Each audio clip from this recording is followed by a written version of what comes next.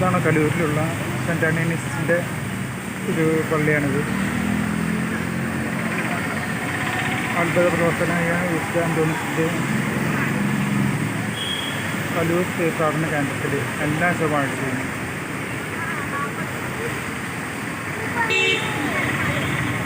ദിവ്യബലിയും നൊവേനയും ഉണ്ട്.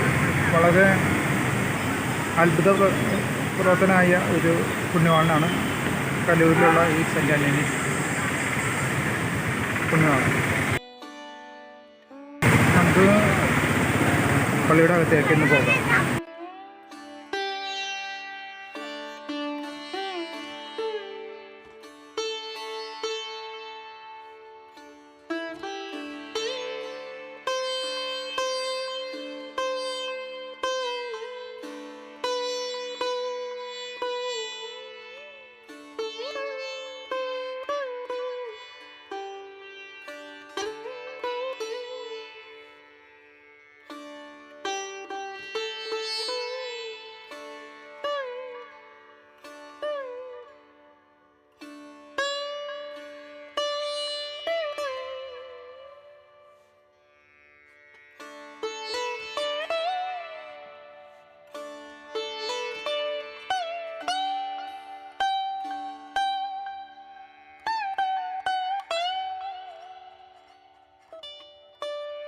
ഇതാണ് Kaloor cent Antony's പള്ളി.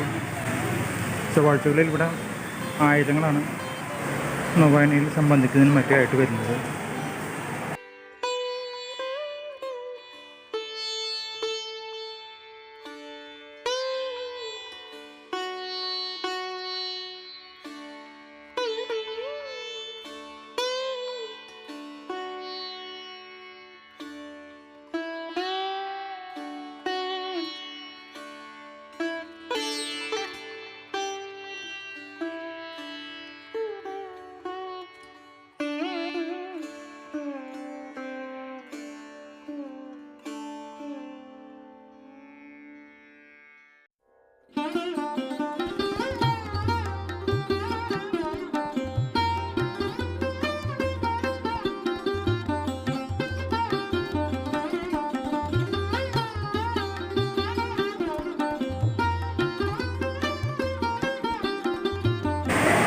മാതാവിൻ്റെ അതിമനോഹരമായ ഒരു കുരിശുരൂപം.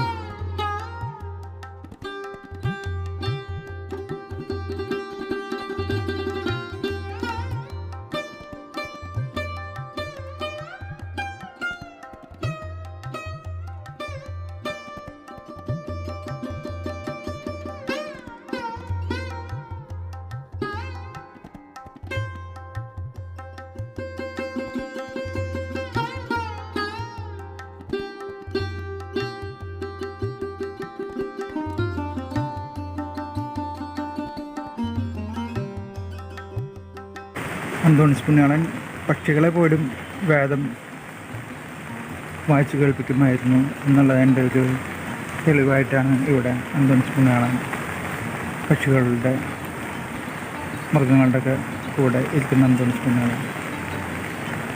അതായത് മനുഷ്യരോട് മാത്രമല്ല പക്ഷികളോട് പോലും യേശുവിൻ്റെ വേദം പറഞ്ഞു പഠിപ്പിക്കുമായിരുന്നു. അതാണ് ഈ ചെറിയ പാർക്ക് കൊണ്ട് ഉദ്ദേശിക്കുന്നത്.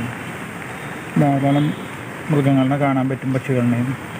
അവയെ പോലും അന്തോണീസ് പുണ്യാളൻ വേദം പഠിപ്പിച്ചിരുന്നു എന്നാണ് പറയപ്പെടുന്നത്.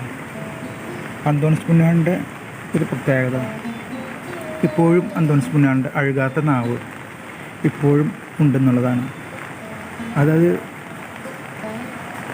തൻ്റെ കർത്താവായ യേശുവിൻ്റെ സുവിശേഷം ലോകത്ത് എവിടെയെല്ലാം പ്രചരിപ്പിക്കാൻ സാധിക്കുമോ അവിടെയെല്ലാം അന്തോണീസ് പുണ്യാളൻ പോയി പ്രചരിപ്പിച്ചിരുന്നു എന്നുള്ളതാണ് വാസ്തവം.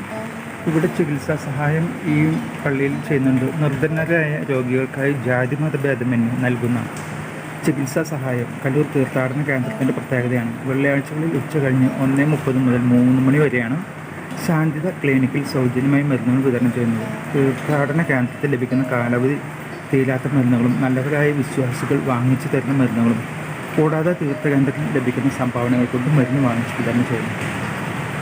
3 മാസത്തിലൊരിക്കൽ ഡോക്ടറെ കണ്ട് പുതുക്കിയ ചീട്ടുകൾക്ക് മാത്രമേ സൗജന്യമായി മരുന്ന് ലഭിക്കുന്നുള്ളൂ. അതുപോലെ തന്നെ വിവാഹ സഹായം. നിർധനരായ യുവതികൾക്കായിട്ട് ജാതി മതഭേദമന്യേ നൽകുന്ന വിവാഹ ധനസഹായം കലൂർ തീർത്ഥാടന കേന്ദ്രത്തിൻ്റെ പ്രത്യേകതയാണ്. വെള്ളിയാഴ്ചകളിൽ രാവിലെ 11 മണിക്കാണ് ഇതിനുള്ള അപേക്ഷ സ്വീകരിക്കുന്നതും സഹായം വിതരണം നടത്തുന്നത്. വിവാഹത്തിന് 20 ദിവസം മുമ്പ് സമർപ്പിക്കുന്ന അപേക്ഷകൾ മാത്രമേ സ്വീകരിക്കുകയുള്ളൂ. മനസമ്മതത്തിൻ്റെയും വിവാഹത്തിൻ്റെയും തീയതികൾ സൂചിപ്പിച്ചിട്ടുള്ള അപേക്ഷകൾ ഇടവക വികാരിയച്ഛൻ്റെയും സമുദായത്തിൻ്റെ പ്രാദേശിക സെക്രട്ടറിയുടെ ശുപാർശയോട് കൂടിയ തീർത്ഥാടന കേന്ദ്രം കളക്ടറുടെ പക്കൽ സമർപ്പിക്കണം. സഹായത്തിന് അർഹരായവരുടെ അപേക്ഷകൾ സ്വീകരിച്ച് ഒരു കാർഡ് നൽകുന്നു. തുടർന്നുള്ള 3 ചൊവ്വാഴ്ചകളിലെങ്കിലും സഹായാർത്ഥികൾ നൊവേനയിൽ പങ്കെടുത്ത് പ്രാർത്ഥിക്കണം. വിവാഹത്തിന് തൊട്ട് മുമ്പുള്ള വെള്ളിയാഴ്ചയാണ് ഓരോരുത്തർക്കും ധനസഹായം വിതരണം ചെയ്യുന്നത്. വിശുദ്ധൻ്റെ തിരുസ്വരൂപത്തിൽ പൂമാല ചാർത്തുന്നവർ നിക്ഷേപിക്കുന്ന നേർച്ച പണമാണ് വിവാഹ ധനസഹായത്തിനായി ഉപയോഗിക്കുന്നത്. നവവധൂവരന്മാരും വിവാഹ വാർഷികം ആഘോഷിക്കുന്നവരും പൊന്നുവാളിനോടുള്ള നന്ദി സൂചകമായി സമർപ്പിക്കുന്ന സാരികൾ വിവാഹ സഹായാർത്ഥികൾ കൂടുതൽ അർഹരായവർക്ക് നൽകുന്നു. ഇങ്ങനെ 2 സഹായങ്ങൾ ഇവിടെ നൽകുന്നുണ്ട്. അരിനേർച്ച. കലൂർ തീർത്ഥാടന കേന്ദ്രത്തിലെ പ്രധാനപ്പെട്ട ഒരു നേർച്ചയാണ് അരിനേർച്ച. വിശുദ്ധൻ്റെ ജീവിതകാലത്ത് തന്നെ നടന്ന ഒരു അത്ഭുതമാണ് ഇതിന് ആധാരം.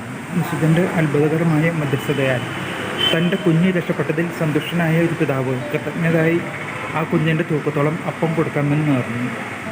ഈ നേർച്ച നമ്മുടെ കേരള സാഹചര്യത്തിൽ അരിയായി മാറി. സ്വന്തം പ്രാർത്ഥനയ്ക്ക് ഉത്തരമായി ലഭിച്ച അനുഗ്രഹത്തിന് നന്ദിയായാണ് ഇവിടെ അരിനേർച്ച നടത്തുന്നത്. ചിലർ അത് അരി തന്നെയായി തീർത്ഥാടന കേന്ദ്രത്തിൽ എത്തിച്ച് നിറവേറ്റുന്നു. അങ്ങനെ ചെയ്യാൻ കഴിയാത്തവർ നേർച്ച നേർന്നിട്ടുള്ള അത്രയും അരിയുടെ തുക ഓഫീസിൽ ഏൽപ്പിക്കുന്നു. ഈ അരി ചൊവ്വാഴ്ച തോറുമുള്ള നേർച്ച കഞ്ഞിക്കായിട്ട് ഉപയോഗിക്കുന്നു. ബാക്കിയുള്ളവ സമീപ പ്രദേശങ്ങളിലെ അനാഥ മന്ദിരങ്ങൾ, വൃദ്ധസദനങ്ങൾ എന്നിവയിലേക്കും ഈ ഇടവകയിലെയും അയൽ ഇടവകയിലും സമീപ ദ്വീപ് സമൂഹങ്ങളിലെ പാവപ്പെട്ടവർക്കായും സൗജന്യമായി വിതരണം ചെയ്യുന്നു. ഇവിടെ കുമ്പസാരിക്കാനുള്ള സൗജന്യം കൊണ്ടിട്ടാണ്. ചൊവ്വാഴ്ചകളിൽ മാത്രം രാവിലെ 6 മണി മുതൽ 8 മണി വരെ, 9:30 മുതൽ 12 മണി വരെ, വൈകിട്ട് 3:30 മുതൽ 7:30 വരെ കുമ്പസാരിക്കാനുള്ള സൗകര്യം ഇവിടെ ഉണ്ട്.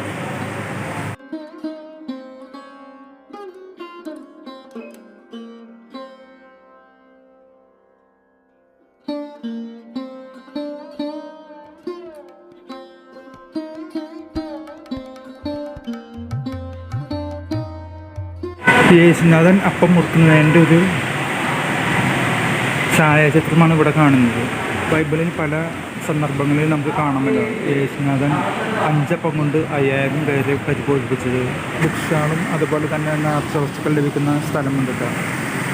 കാശരൂപം, കൊന്ത, അതുപോലെ ചെറിയ രൂപങ്ങളെല്ലാം ലഭിക്കുന്ന ഒരു സ്ഥലം ഇവിടെയുണ്ട്.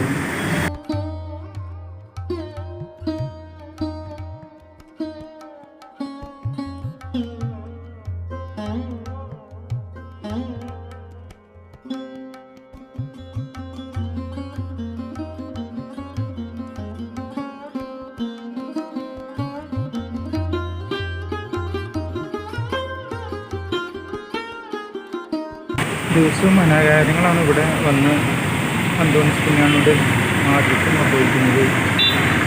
പ്രധാന വഴിപാടായിട്ട് ഇവിടെ മെഴുകുതിരി കത്തിച്ച് അന്തോണീസ് പുണ്യാളനോട് തങ്ങളുടെ നിയമങ്ങൾ സമർപ്പിക്കുക വഴി അവ സാഹചര്യം ആക്കി തരുന്നു എന്നുള്ളതാണ് വിശ്വാസം.